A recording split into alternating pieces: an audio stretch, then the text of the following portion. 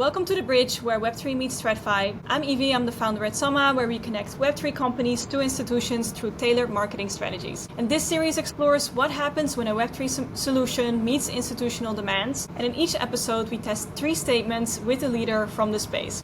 Today I'm chatting with Jason Barraza, the COO at STM.co, which is the largest repository of tokenized securities, data tracking over 800 assets worth 60 billion in market cap. And Jason, I'm super happy to have you here today. We met pretty recently at this virtual STO summit, and I think your point of view will be super valuable because you've been on both sides of the bridge. You've been in TradFi at Bank of America for a long time, but you've been in Web3 for several years. So I'm super curious to hear what you have to share about institutional DeFi, tokenization, potential collaboration and friction points.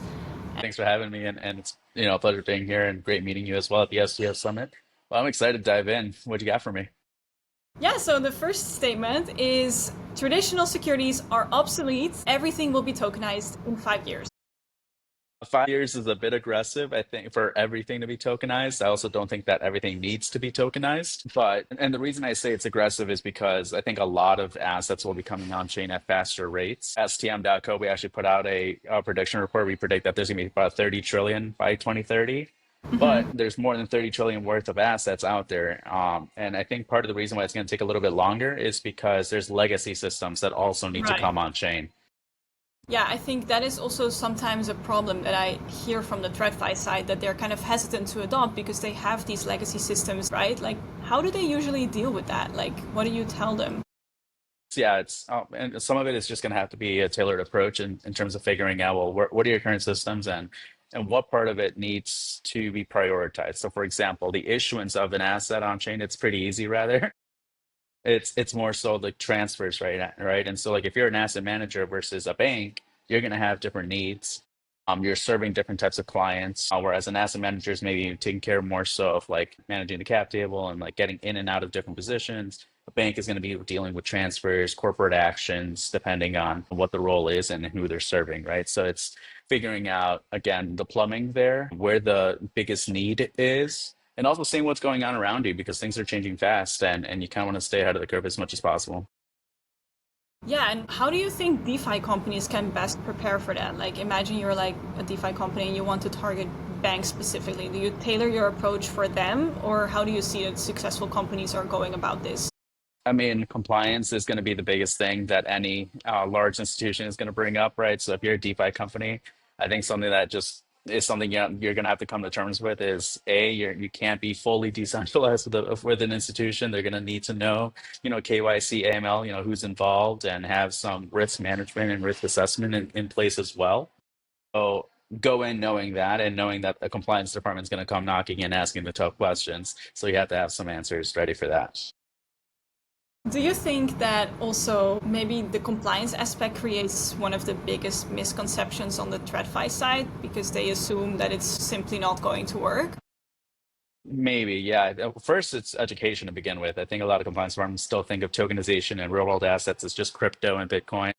Obviously, those of us that are in the industry are not knowledgeable enough to know the difference, right? But it's education, one, and two.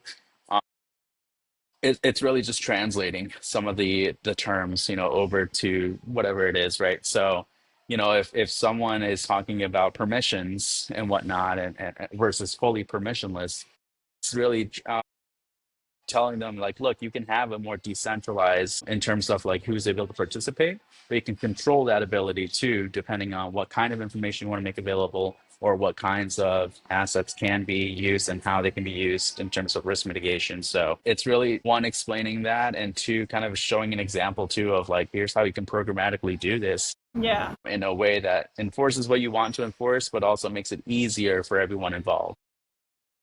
Yeah, I think when you look at like more of the consumer side of crypto, you can really go for like full decentralization and go like super innovative, but that's just not really the way that we can currently do this within institutions, right? And in terms of this education, I also really noticed this from like a marketing point of view. Like sometimes I just feel like the education phase should already be over. Like everyone knows what we're talking about, everyone knows what we're doing, but then the reality is just that this is really not the case. And especially since it's really interesting what you brought up about like the different applications for an asset manager versus a bank. So I guess we would need to make educational materials for each of these different applications, right? All right, thanks for sharing that. And I think this is a nice moment to move on to the second statement, which is institutions will never fully interact with DeFi protocols. Again, pretty harsh. What do you think? I don't know if that's true, honestly. I'm going to go with false. They already are interacting with DeFi protocols. We already see some examples this year. Everyone is aware at this point, I think, of BlackRock's Spittle product, right? The liquidity fund. That one and Hamilton Lane, as we all know, has also been in the games recently with their Scope product, for example. Those two funds you can use with Elixir to essentially lock up those fund units, and out comes a stablecoin that is freely transferable in DeFi applications. They can go ahead and play with DeFi, do whatever you want. And then, oh, if you want to exit back out, get your fund tokens back, now you come back to Elixir, essentially, burn the stablecoin, return the stablecoin, and get your fund units back on Securitize, which, again, Securitize is one of those regulated and permissioned type of environments, right? You do have to KYC AML, they have to know who you are to receive the fund units again. But that's an example of institutions, because that's who the investors really are at the end of the day, and at least in these cases, are interacting with DeFi. And then if you want to take a step further, that's just getting a stable coin to be able to use in DeFi environments. But now talk about leverage, all right? A term that's, pretty well known in TradFi. But if you want to DeFi it, have the Apollo Private Credit Fund, ACRED is the ticker there, and they have two examples now. One with Gauntlet and Morpho, I believe that's on the Polygon blockchain, and the other one is with Camino Finance and Steakhouse Financial on Solana.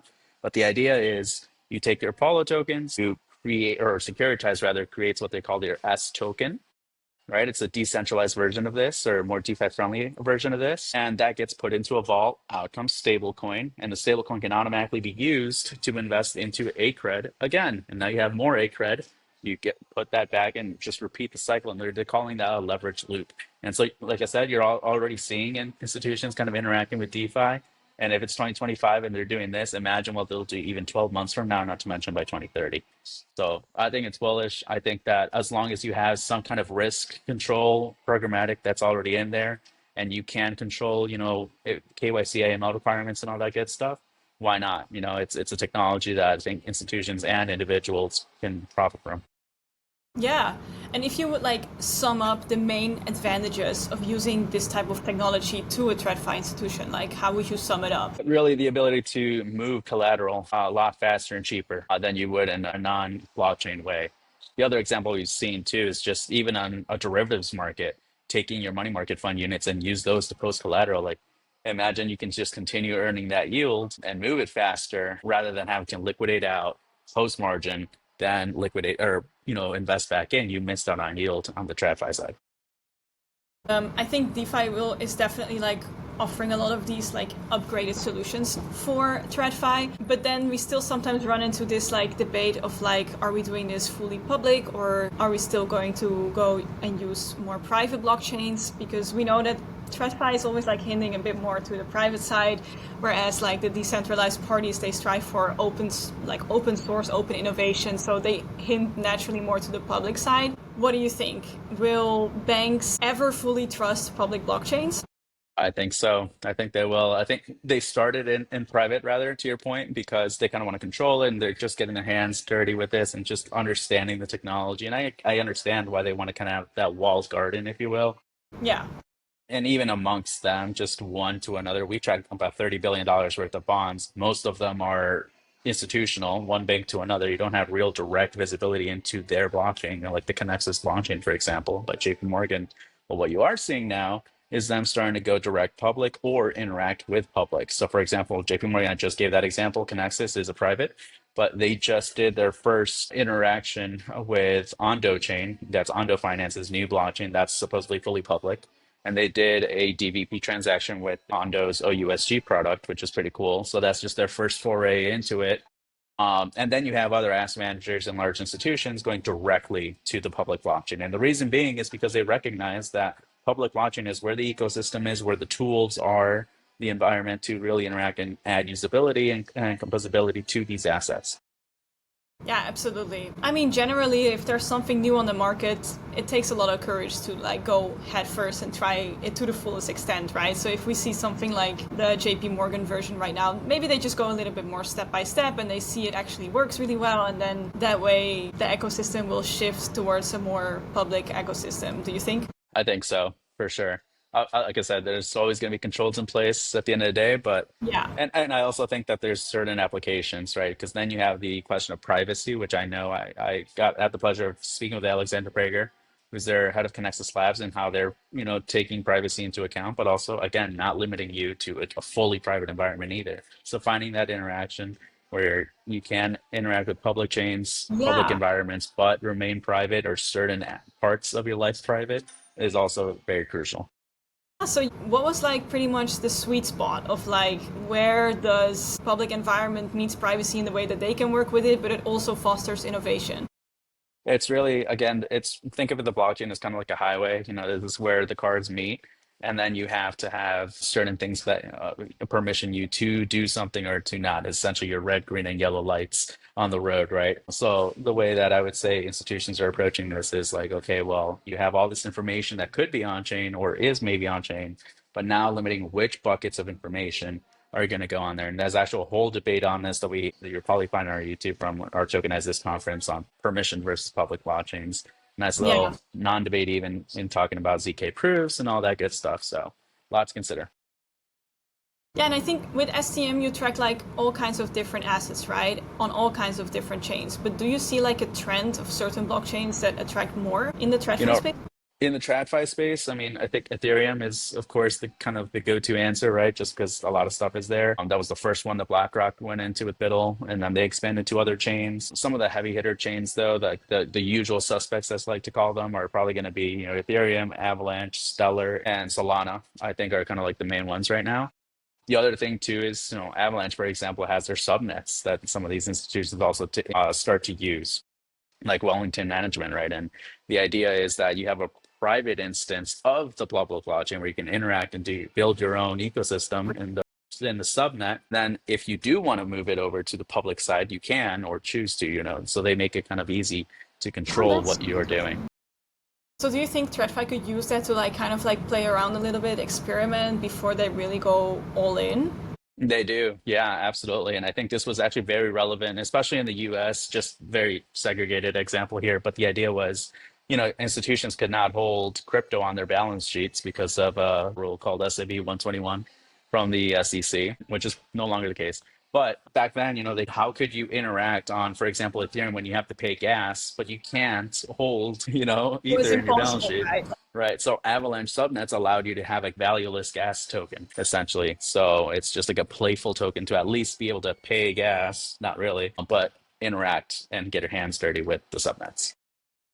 Yeah, and just to maybe wrap up our conversation, I recently read a report where I saw that TradFi expects DeFi to be highly relevant in more than 10 years. And it made me wonder like what has to happen in like 10 years in order for DeFi then only to get relevant? Also because we already see a lot of things going on right now. But if you could give it like a timestamp, what is your expectation? I feel like 10 years is too long. So I think so, right? But I'm then going to like go with 5 to 7. right. Can I say that? I mean, there's now the different SEC, right? Maybe that's gonna accelerate things a little bit, at least in the US. What do you think? I definitely will. It already has in the past few months, even. It's a complete shift. Everyone is understand. You know what? I'm going to say 5 years. I'm not even 7, 5, because of just how fast things are moving today, and not to mention in the next years or so. All it is really is just, again, people are just waiting to say, like, we're okay with being regulated. Just let us know what the rules are. And I think the SEC and others are, of course, coming out with their own tokenization and DeFi types frameworks. I think, and not to mention the other side of it is too, is with institutions, let's remember, they're new to this. So what's their job? Either make money or save it. And if you have tangible examples of that happening in operational efficiencies, the top brass, the heavy hitters, the decision makers are not going to say no to that. So Absolutely. I think that's coming probably within the 5 years to answer your question. Yeah, love it.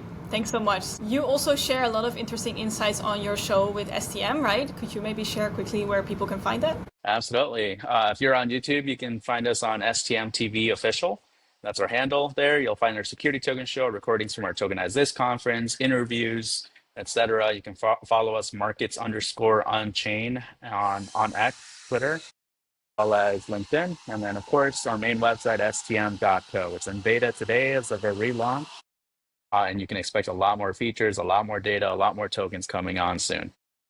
Awesome. Thanks you so much, Jason. It was really a Thank pleasure. you, Evie.